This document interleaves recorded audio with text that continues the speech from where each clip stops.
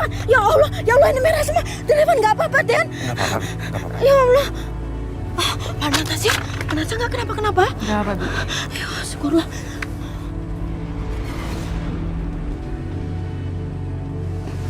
Maaf Tuan, kami mau lapor Tuan. Tadi malam kami sudah memasang gerbang besi itu Tuan. Dan subuh-subuh tadi sudah selesai Tuan dan sudah digembok Tuan. Tapi tiba-tiba Pak Evan datang dan menobrak gerbang besi itu Tuan. Dan warga-warga juga. Bodoh kalian, bodoh! Apa sih yang kalian bisa itu? Hah? Apa? Kalian tuh pantasnya jadi kotoran ini, ya? Ini kotoran ini. Maaf Tuan, sebenarnya kami sudah menghitung kekuatan kami Tuan. Dan saat itu kami juga sudah berhasil menangkap Pak Evan Tuan. Dan membuat dia tidak berkutik Tuan. Tapi perempuan itu datang. Lalu apa? Hah? Lalu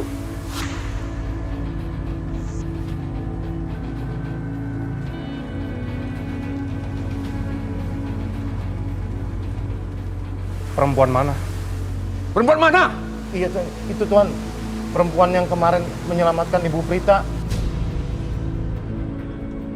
Dan hari ini dia belain Pak Evan. Tapi kami berhasil menahan dia, Tuan. Kami tarik lengannya, terus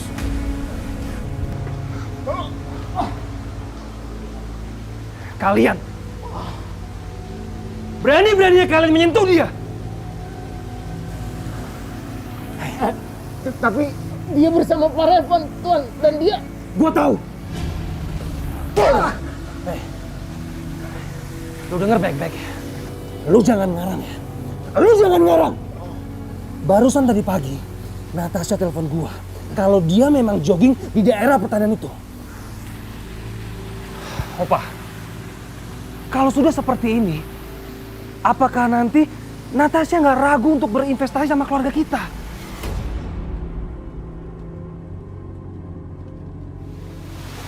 Ada apa, Dok? Aduh. Sekarang kamu ajak ibu kamu temui Natasha. Tenangkan dia. Minta maaf sama dia. Supaya dia tidak meninggalkan daerah ini.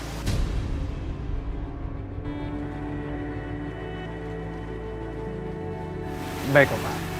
Nanti Ada apa dengan Natasha, Dok? Dok?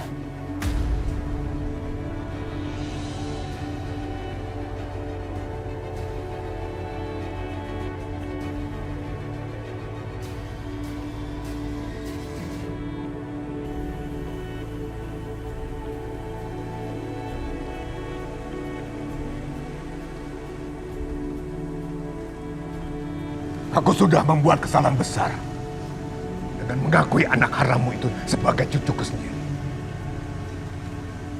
Mulai detik ini, dia bukan cucuku lagi.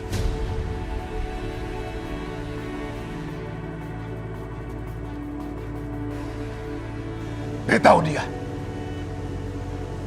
supaya dia punya sopan santun.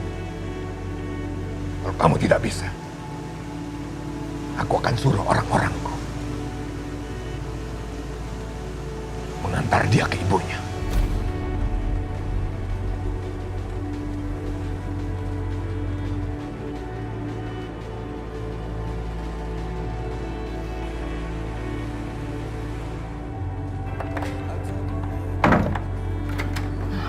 Natasha, loh, kok kotor kayak gitu? Kenapa? Hei, coba lihat dulu. Ini kenapa kok pada kotor kayak gini? Nggak apa-apa, Bi. Tadi tuh aku cuma jatuh pas lagi jogging di sawah. Ya ampun. Kok kenapa-napa? Sebentar, Bibi buka pintu dulu ya. Ya.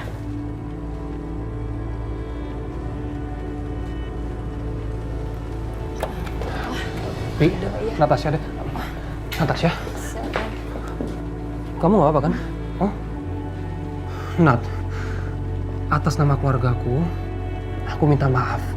Semua ini kelalaian anak buah Opa. Udah, apaan sih? Orang gua kenapa-napa. Enggak. Kami juga nggak sengaja, Dok.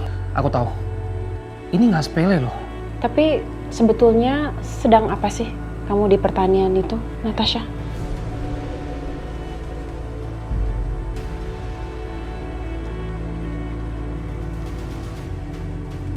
Mam, tadi kan Aldo udah cerita. Tadi memang Aldo telepon-telepon sama Natasha dan Natasha bilang kalau dia lagi jogging di pertanian itu. Ya, letak pertanian itu bukannya agak jauh ya? Maksud saya, agak jauh kan dari hotel?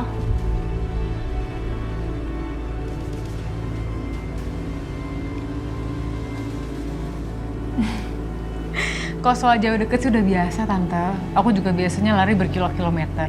Tadi tuh sebenarnya aku lagi survei tempat tinggal tuh di sana. Aku suka banget daerah sana tuh udaranya masih bersih, belum terlalu ramai. Karena kan untuk bangun bisnis di sini aku butuh tempat tinggal. Nggak mungkin dong aku nginep di hotel ini terus. Yaudah, kalau gitu mulai besok aku bakal nganterin kamu kemana aja. Ya? Kamu nih aku jadi nggak enak tau. Tapi Tante, Aldo, aku abis ini ada urusan lagi harus pergi, jadi aku harus ganti baju dulu. Tunggu di sini sebentar ya. Di, tolong siapin minum ya. Iya ya. Aku permisi sebentar ya.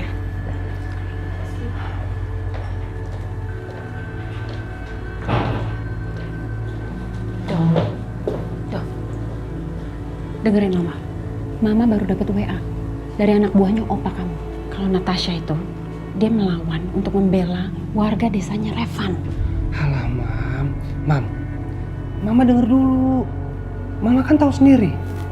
Anak buahnya Opa akan melakukan segala hal untuk menutupi kebodohannya dia. Ya tapi Mam, Mama tahu kan? Opa kalau udah kesel sama anak buahnya Opa, tak. Doh.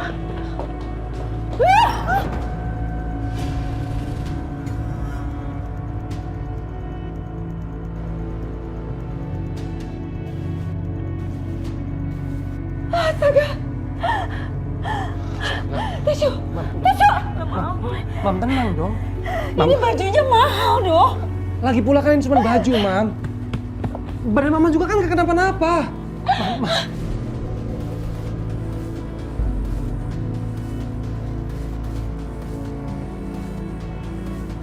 Mam, tenang, Mam. Kamu sengaja? Kamu tuh cuma pelayan, nggak bisa hati-hati apa? Bu, saya minta maaf, Bu. Saya minta maaf. Kamu pikir kamu bisa kerja di mana? Nggak becus kayak begini? Sengaja ya? Kamu sengaja kan?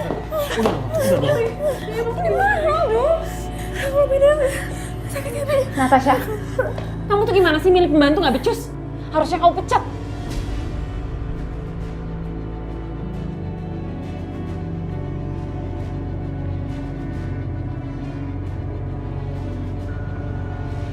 Saya minta maaf kalau emang Dewi salah. Tapi saya nggak pernah memperlakukan seorang asisten rumah tangga itu seperti budak.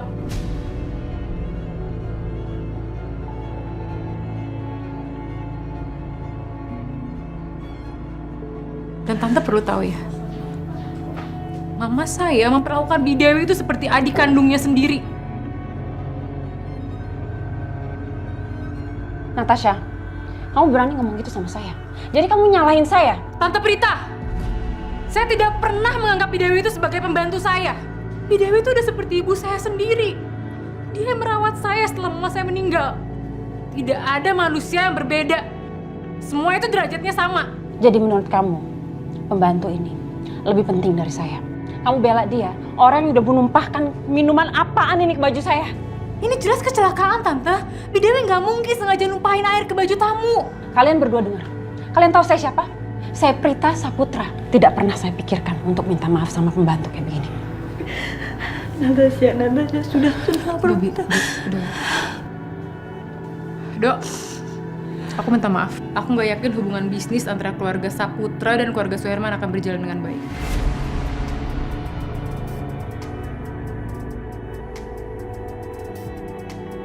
Ayo kesini.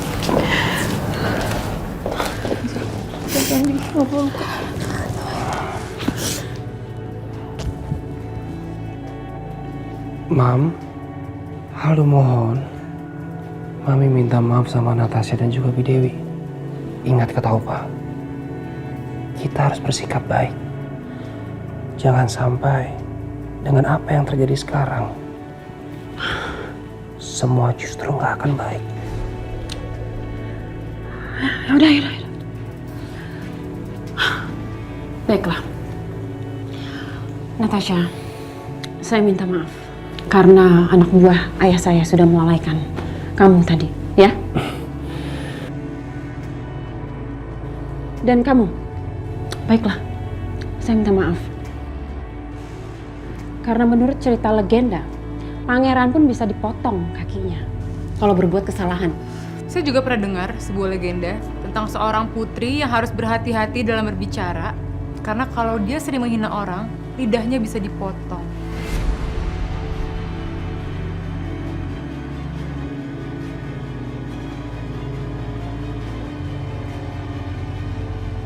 Bi, aku antar ke kamar ya, kita obatin lukanya. Bi Dewi, maaf ya. Kurang ajar juga nih perempuan. Bisa dia ngomong kayak gitu sama saya. Mempermalukan saya di depan semuanya. Mam, udah dong. Udah.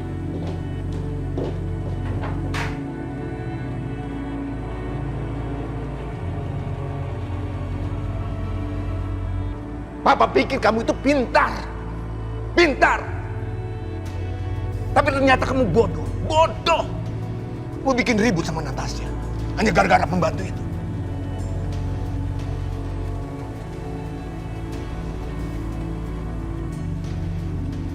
Kalau mau melakukan sesuatu itu harus pakai ini. Seharusnya kamu itu cerdas, pintar. Kamu kan bisa urus membantu itu nanti, ya? Karena kamu sudah bikin Natasha marah. Apa jadi ragu? Apa dia masih mau invest di perusahaan kita ini?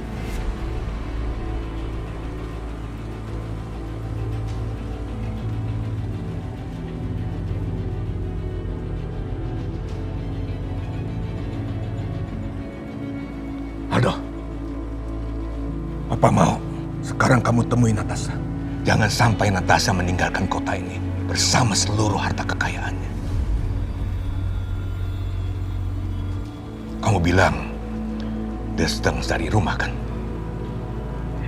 Opa punya rumah mewah. Rumah itu akan Opa hadiahkan kepada Natasha. Bilang sama dia begitu. Papa, jangan, Pak. Papa jangan kasih rumah itu ke Natasha dong. Papa kan masih banyak properti yang lain yang bisa Papa kasih. Jangan, Pak. Rumah itu untuk saya. Saya udah capek-capek bangun, saya yang pilih lokasinya, desainnya, semuanya, Pak.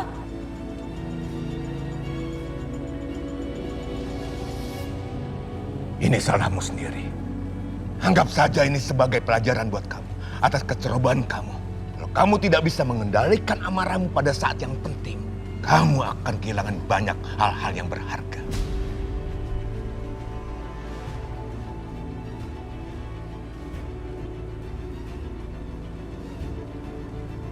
Sekarang kamu temui Natasha. Baik, Opa.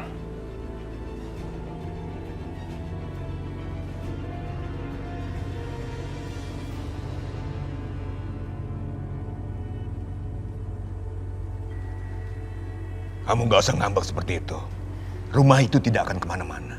Rumah itu tetap akan menjadi hak kita. Setelah kita memeras sen demi sen harta kekayaan Natasha.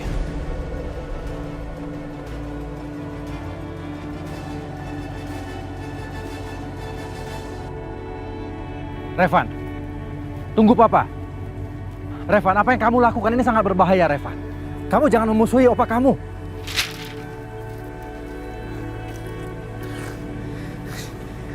Jadi, ini tujuan Opa, mengirim Papa ke sini untuk menyampaikan pesan itu. Apa yang akan Opa lakukan kalau aku akan menantang terus? Mau bunuh aku? Mungkin. Mungkin Opa akan membunuh kamu, Revan.